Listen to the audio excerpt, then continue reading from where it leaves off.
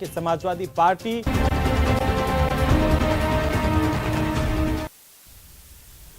नमस्कार, 20 मिनट 20 खबर में आपका स्वागत है। मैं हूं आपके साथ सुमित गुप्ता। हम अगले 20 मिनट पे आपको 20 अहम खबरों से रूबरू करवाने वाले हैं। तो चलिए शुरू करते हैं 20 मिनट में 20 खबरों का सिलसिला। शेखावाटी में हवेलियों और पुराने गढ़ों को निहारने के लिए आने वाले देशी विदेशी पर्यटक अब यहां एग्रो टूरिज्म का आनंद भी ले सकेंगे। पर्यटन विभाग के मोटिवेशन के बाद झुंझुनू जिले के किसान एग्रो टूरिज्म की ओर रुख कर रहे हैं। राज्य सरकार की ओर से एग्रो टूरिज्म में शिथिलता के बाद अब जिले के किसान अपने खेतों में देशी विदेशी पर्यटकों के लिए झोपड़े तैयार कर रहे हैं। अब शेखावाटी में आने वाले पर्यटक ग्रामीण परिवेश, सभ्यता, संस्कृति और ग्रामीण कल्चर से रूबरू हो सकेंगे। ग्रामीण पर्यटन को बढ़ावा देने के लिए राज्य सरकार ने खेतों में बने 2 पड़ों और बगीचों तक पहुंचने के लिए 30 फीट चौड़े रास्ते की बाध्यता खत्म कर दी है, जिसके बाद बड़ी संख्या में किसान एग्रो टूरिज्म की ओर रुख कर रहे हैं। बुढ़ाना के किसान जमील पठान ने अपने खेत में पर्यटकों के लिए एग्रो टूरिज्म की एक वाटिका तैयार की है। जमील पठान ने बताया कि शेखावाटी में आने वाले देशी और विदेशी पर्यटक एग्रो टूरिज्म के लिए आते हैं। एग्रो टूरिज्म में किसानों की आय का जरिया भी बढ़ेगा और साथ ही यहाँ ग्रामीण क्षेत्र में रोजगार के अवसर भी लोगों को प्रदान होंगे। ग्रामीण पर्यटन को भी बढ़ावा मिलेगा। अक्सर प्याज के दाम आसमान छूने के बाद आम आदमी के आंसू निकलते हैं, लेकिन इस बार ये प्याज किसानों के आंसू निकाल रही है। प्रतापगढ़ के कांठल अंचल में प्याज की बम्पर पैदावार हुई है, इसीलिए दाम काफी कम हो गए। नया प्याज 7 से 9 रुपए किलो मंडी में बिक रहा है, जबकि पुराना प्याज या छोटे आकार के प्याज तो 5 रुपए किलो तक मिल रहा है। बाजारों में नासिक प्याज आने लगेगा तो प्याज के दाम और कम हो सकते हैं। संभावना है कि ऑफ सीजन में प्याज होलसेल में 5 से 7 रुपए किलो तक बिकेगा। बता दें कि प्रतापगढ़ जिले में 500 हेक्टेयर में प्याज की बुआई की गई थी, जिसमें करीब 5000 मैट्रिक टन उत्पादन हुआ है, लेकिन किसान प्याज के उत्पादन की लागत नहीं निकाल पा रहे हैं। यहाँ तक कि बाजार में ले जाना ही महंगा पड़ रहा है। मंडी में प्रतिदिन 300 से 500 कट्टे प्याज आ रहे हैं। कई बार प्याज की गुणवत्ता अच्छी नहीं होने के चलते बिक नहीं पाता है और वे मंडी में ही पड़ा रहता है।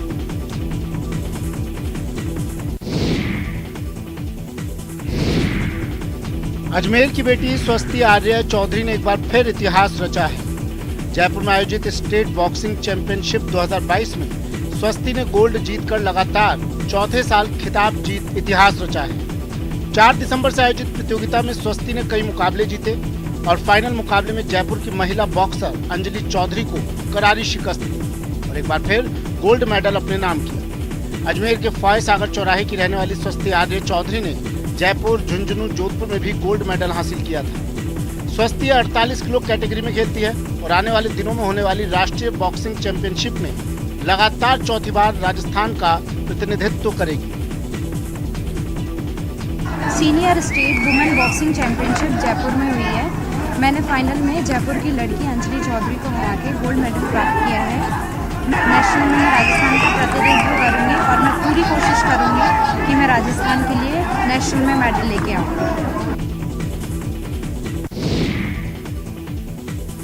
उत्तराखंड के चमोली जनपद में हर साल लगने वाले अनुसुईया मेले की विधिवत शुरुआत हो गई है।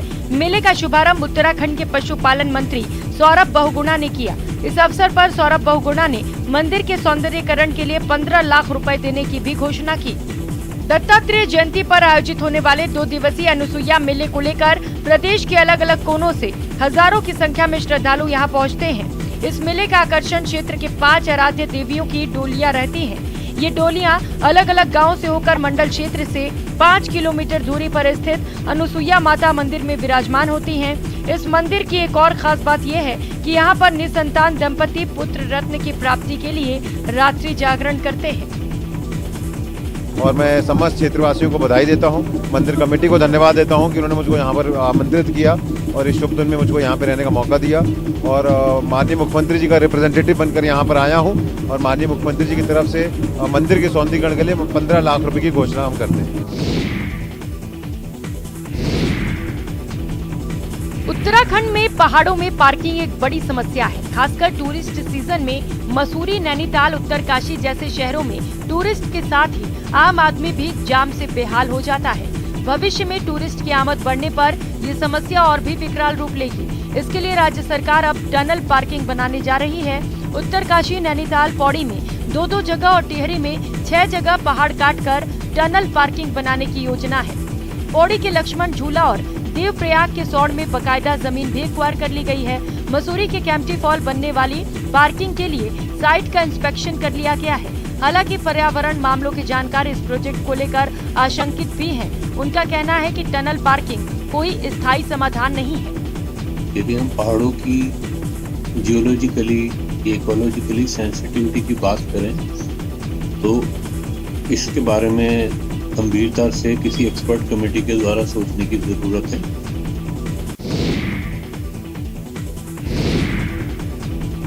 काशी में पिंडदान वैसे तो आम है, लेकिन मंगलवार को यहाँ का नजारा कुछ अलग रहा, क्योंकि पिशाच मोचन मंदिर में किन्नर समाज ने अपने पूर्वजों का पिंडदान किया।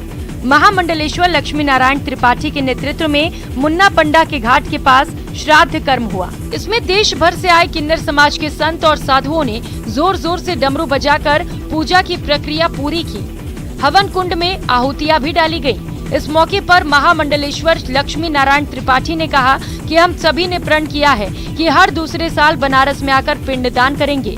कई किन्नर नेचुरल मौत से मर जाते हैं और उन्हें सिर्फ जलाकर आ जाते हैं, उनका कोई श्राद्ध कर्म नहीं होता, इसीलिए हम लोग उनका पिंडदान करते हैं। हमने यही संकल्प लिया है कि हर 2 साल पर हम काशी आएंगे और उनके लिए श्राद्ध कर्म करेंगे।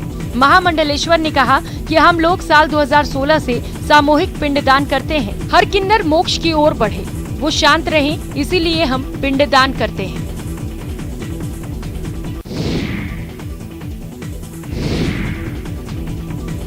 तमिलनाडु सहित दक्षिण भारत के कई राज्यों में कार्तिकी दीपम उत्सव धूमधाम से मनाया गया। 2 साल के अंतराल के बाद आयोजित इस विशेष और पावन पर्व पर श्रद्धालुओं में जबरदस्त उत्साह देखा गया। इस मौके पर मदुरई के तिरुपरम गुरारम में कार्तिकी दीपम रथ उत्सव आयोजित किया गया। इस रथ यात्रा में बड़ी संख्या में श्रद्धालु शामिल हुए। यहाँ कार्तिकी दीपम उत्सव 28 नवंबर को ध्वजारोहण के साथ शुरू हुआ और मंगलवार को मुख्य पर्व पर भगवान की मूर्तियों को लेकर रथ की सवारी निकाली गई। इस मौके पर तिरुपरम गुरारम पहाड़ी की चोटी पर दिए जलाए गए। कार्तिकी दीपम उत्सव तमिलनाडु के सबसे महत्वपूर्ण त्योहारों में एक है। इसे पूरी परंपरा और उत्साह के साथ मनाया जाता है। यह अत्यंत ही प्राचीन त्योहार है जो तमिलनाडु के अलावा केरल, आंध्र प्रदेश और कर्नाटक में भी काफी लोकप्रिय है।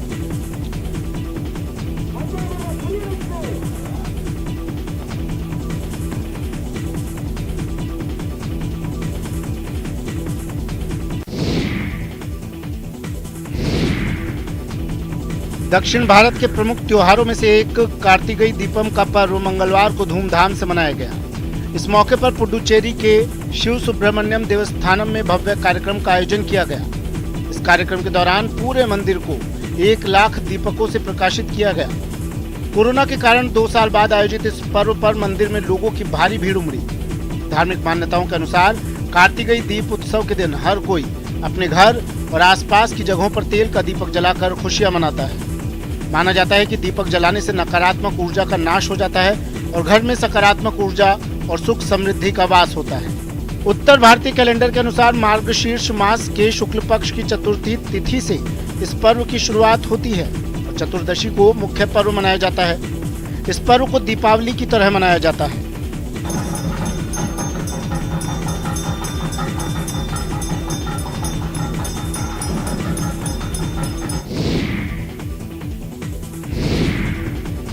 तेलंगाना की राजधानी हैदराबाद में पालतू जानवरों के अंतिम संस्कार के लिए एक शवदाह गृह बनाया गया है। पालतू जानवरों के लिए बनाया गया ये देश का पहला शमशान घाट है, जिसे अनंत यात्रा नाम दिया गया है। हैदराबाद प्रशासन और एक एनजीओ ने मिलकर एलबी नगर जोन के फतुल्लागुडा में GHMC एनिमल केयर सेंटर में ये शमशान घाट बनवाया है, जिसका उद्घाटन मंगलवार को शहरी विकास राज्य मंत्री KT रामाराव ने किया।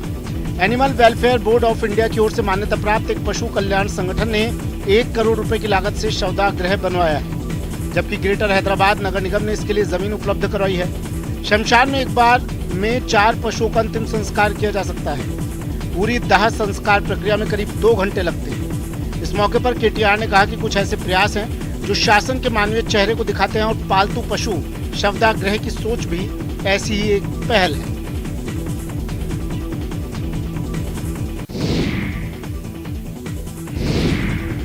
बढ़ती महंगाई से चिंतित आरबीआई ने रेपो रेट में 0.35% का इजाफा किया है।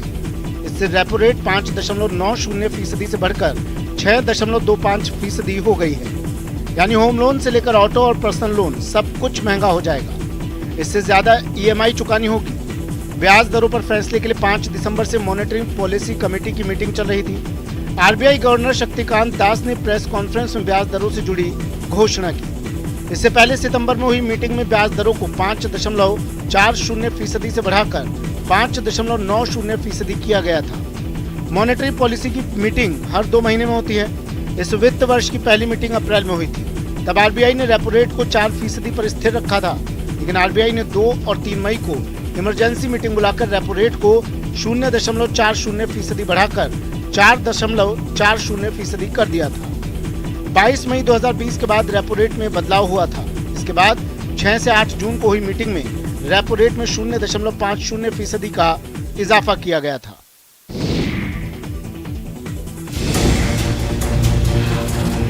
शेरनी के साथ विचरण करते उसके 3 शावक। मध्य प्रदेश के ग्वालियर के चिड़ियाघर की ये तस्वीर काफी सुखद लग रही है। ये शावक शेरनी परी के हैं। इनमें 2 नर हैं और 1 मादा।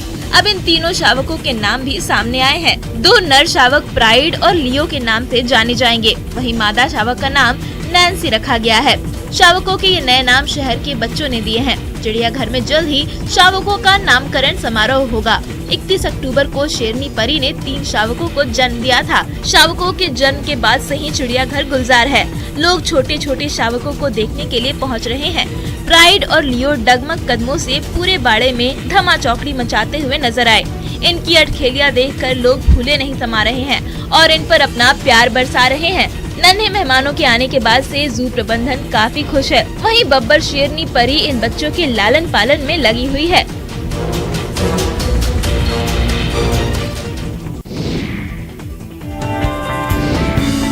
मन को सुकून देने वाला शांत झील का पानी और उसमें अटखेलियां करते साइबेरियन पक्षी। रामगढ़ के पतरातू लेक का ये नजारा इन दिनों पर्यटकों को खूब लुभा रहा है। दरअसल पतरातू लेक रिजॉर्ट में हजारों किलोमीटर की दूरी तय करके विभिन्न किस्म के प्रवासी साइबेरियन बर्ड्स का पहुंचना शुरू हो गया है। नवंबर महीने से साइबेरियन बर्ड्स का आना शुरू होता है। इन पक्षियों से पतरातू लेक रिजॉर्ट इन दिनों गुलजार है। ये प्रवासी बर्ड्स अगले साल फरवरी माह के अंत तक पतरातू लेक में अपना बसेरा बनाकर रहेंगे। प्रवासी पक्षियों के चहचहाहट से पूरा इलाका गूंज उठा है। लेक रिजॉर्ट में साइबेरियन बर्ड्स पर्यटकों के मुख्य आकर्षण का केंद्र बने हुए हैं। लोग इन्हें अपने कैमरे में कैद करने के लिए यहाँ पहुँच रहे हैं। वहीं ये साइबेरियन बर्ड्स स्थानीय नाविकों की आवाज भी पहचानते हैं। उनकी एक आवाज पर नाव के इर्द गिर्द आ जाते हैं।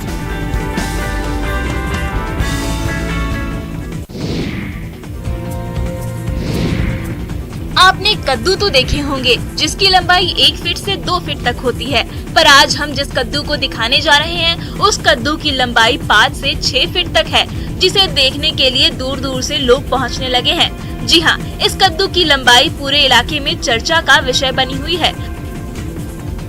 दरअसल मामला मुंगेर जिले के रामगढ़ गांव का है, जहां किसान चंद्रशेखर सिंह अब क्षेत्रीय सब्जी उत्पादकों के लिए मिसाल बनते नजर आ रहे हैं। इन्होंने वैज्ञानिक पद्धति से सब्जी उत्पादन का प्रयास शुरू किया है, जिसका परिणाम आज हम सबके सामने है। चंद्रशेखर बताते हैं कि वो हमेशा एक नया प्रयोग करते हैं। उन्होंने इस अनोखे कद्दू की खेती करना शुरू किया, जिसकी लंबाई 4 फीट से 6.5 फीट तक होती है, जिससे उन्हें काफी लाभ हो रहा है। दूसरे सब्जी उत्पादक किसान भी अब इनसे सलाह लेने पहुंच रहे हैं। दूसरे किसान भी अब इस कद्दू की खेती करने में रुचि लेने लगे हैं।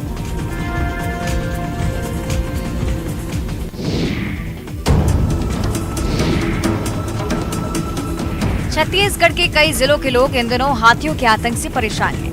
क्या कोरबा, क्या पेंड्रा, क्या धमतरी, क्या कोरिया और क्या अन्य जिले, आए दिन हाथी यहाँ तांडव मचाते हैं। स्क्रीन पर इन जिलों में हाथियों के विचरण की तस्वीरें आप देख रहे हैं। देवगढ़ के जंगल में हाथियों का झुंड अभी मौजूद है।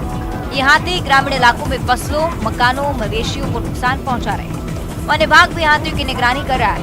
इधर कोरबा में हाथी प्रभावित परिवारों से मिलने के लिए पाली तानाखार एमएलए मोहित राम तलवा मुड़ा पहुंचे। यहाँ उन्होंने हाथियों के कारण हुए नुकसान का जायजा लिया। वहीं वन विभाग को जल्द मुआवजा देने के निर्देश दिए हैं। कोरबा के कटघोरा वन मंडल में हाथी अभी तबाही मचा रहे हैं। ग्रामीण हाथी को दूर से ही देख पाए, इसके लिए उन्हें टॉर्च का भी वितरण किया।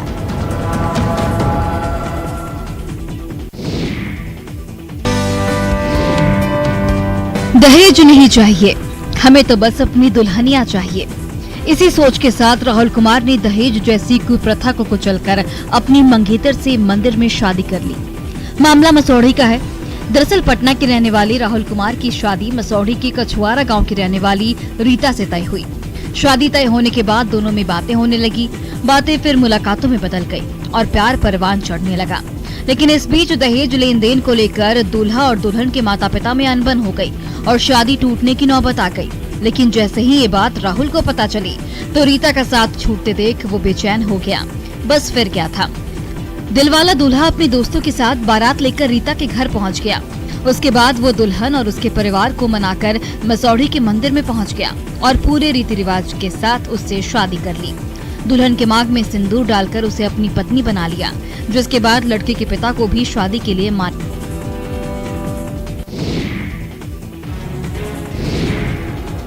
शराबबंदी वाले बिहार में शराब के धंधेबाज अलग अलग ट्रिक से शराब तस्करी कर रहे हैं। इसी बीच अब मुजफ्फरपुर से एक अजीबोगरीब तस्वीर सामने आई है, जहां एम्बुलेंस से भारी मात्रा में विदेशी महंगी शराब को जब्त किया गया है।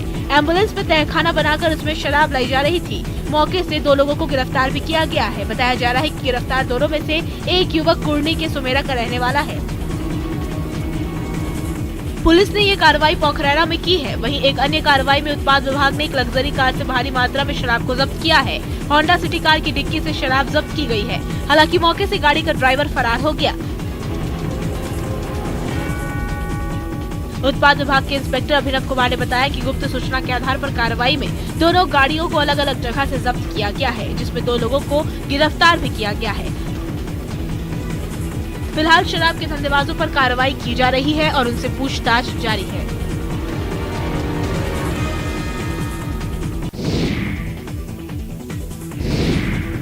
झुंझुनू के चिड़ावा में श्री हरिनाम संकीर्तन प्रचार मंडल के तत्वाधान भगवान श्री जगन्नाथ रथ यात्रा निकाली गई। रथ यात्रा से पहले भगवान श्री जगन्नाथ, बलभद्र और सुभद्रा के विग्रहों को विधिवत विराजित कराया गया। यहीं पर मधुबन आश्रम ऋषिकेश के स्वामी परमानंद प्रभु और उनके साथ आए संतों ने श्रृंगार भी किया। इसके बाद पंडितों के आचार्य तत्व में विग्रहों की पूजा अर्चना की गई। पूजा अर्चना के बाद हरे कृष्ण हरे राम का संकीर्तन तथा ढोल नगाड़ों पर झूमते हुए श्रद्धालुओं ने सबसे पहले नगर सेठ श्री कल्याण प्रभु की फेरी लगाई।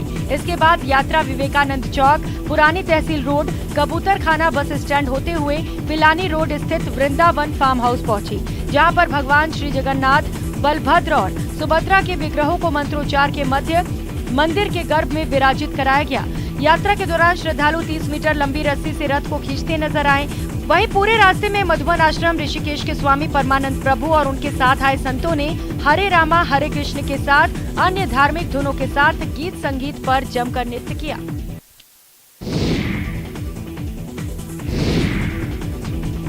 Light action camera cut okay. और इसी के साथ वाराणसी के गदौलिया चौराहे पर एक्टर अजय देवगन की अगली फिल्म भोला का एक सीन पूरा हुआ।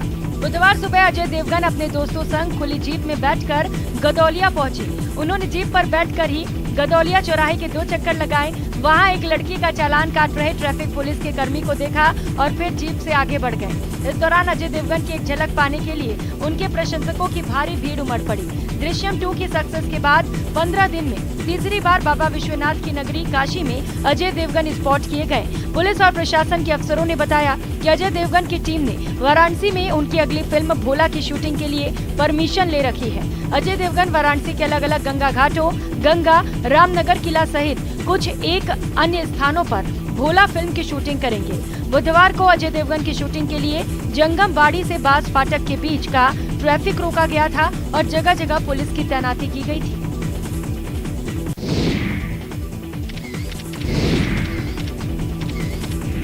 दोनों आंखों पर पट्टी बांधकर शतरंज की बिसात पर हाथी, घोड़े और ऊंट को सरपट दौड़ा रही लड़की की ये शानदार तस्वीर हैदराबाद से सामने आई है।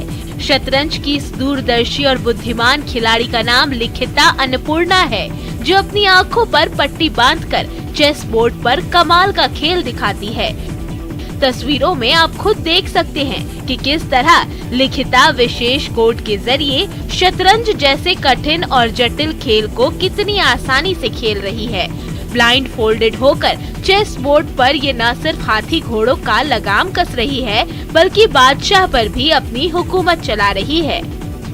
चेस प्लेयर लिखिता अन्नपूर्णा की खासियत बस ये नहीं है, इनकी बहादुरी ये भी है कि आंख बंद कर ये जिस शख्स के सामने अपना दांव चल रही हैं, वो कोई आम खिलाड़ी नहीं है, बल्कि भारत के 70वें ग्रैंड मास्टर आर राजा ऋत्विक हैं, जिन्होंने पिछले साल हंगरी में आयोजित प्रतियोगिता के दौरान तीसरा और अंतिम ग्रैंड मास्टर नॉर्म हासिल कर भारत के 70वें शतरंज ग्रैंड मास्टर बनकर इतिहास रचा था।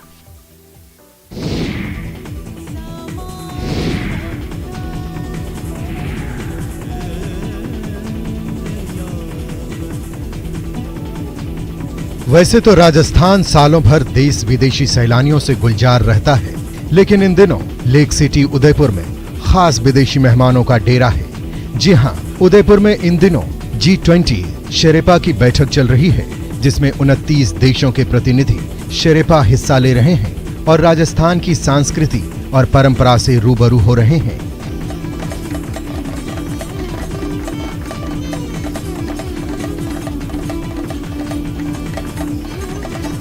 ये विदेशी मेहमान जहां प्रदेश की खूबसूरत वादियों का लुत्फ उठा रहे हैं, वहीं भारत की समृद्ध सांस्कृतिक विरासत का भी आनंद उठा रहे हैं। ऐसा ही एक शानदार सांस्कृतिक कार्यक्रम उदयपुर के मानक चौक पर आयोजित किया गया, जहां कलाकारों ने अपनी नृत्य कला से विदेशी मेहमानों का मन मोह लिया।